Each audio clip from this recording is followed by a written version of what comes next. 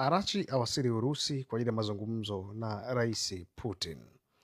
Waziri wa mambo ya nje wa Iran, Abbas Arachi, amewasili nchini Urusi kwa kile kinachoonekana kuwa ni jitihada za mwisho za kutafuta mshirika imara wa kijeshi na kidiplomasia kufuatia mkwamo wa mazungumzo ya amani na Marekani. Kwa mujibu wa Balozi Kasem Jelali, lengo kuu la ziara hii ni kukutana ana kwa ana na Rais Vladimir Putin mjini Moscow, tukio ambalo ni nadra kwa waziri wa mambo ya nje wa kigeni na ambayo linaashiria uzito wa ujumbe anaoubeba. Iran imetuma ujumbe mzito wa kisaikolojia kwa kutumia ndege iliyopewa jina la Minab Flight 168.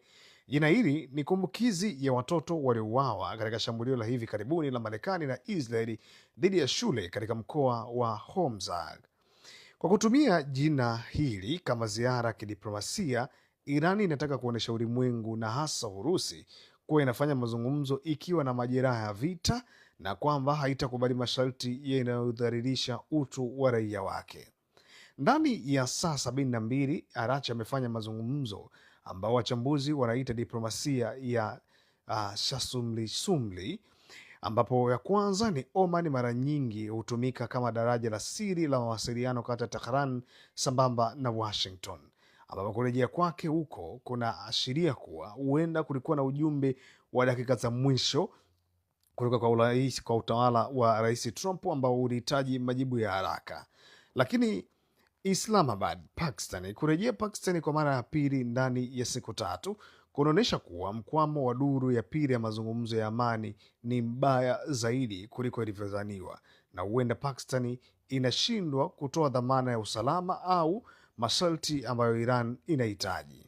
Lakini St. Petersburg au Moscow, Urusi, baada ya kuona diplomasia ya Pakistan na Oman haina majibu ya papo hapo, Iran sasa inageukia bwana wa vita, yaani Urusi, ili huenda kuomba msaada wa kijeshi, mifumo ya ulinzi wa anga au kura ya turufu, yaani veto, katika baraza la usalama la UN.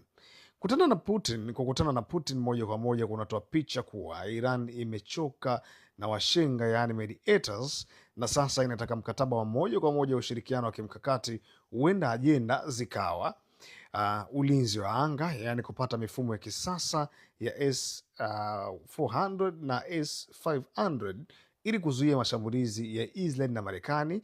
Yaani zaidi hapo ni mkwamo wa Hormuz, ambapo kujadili jinsi Urusi inavyoweza kusaidia kuvunja mizingiro wa majini, naval blockage, bila kuanzisha vita vya dunia, lakini kutumia ushawishi wa Urusi kurekebisha masharti ya makubaliano anayoyataka Rais Trump.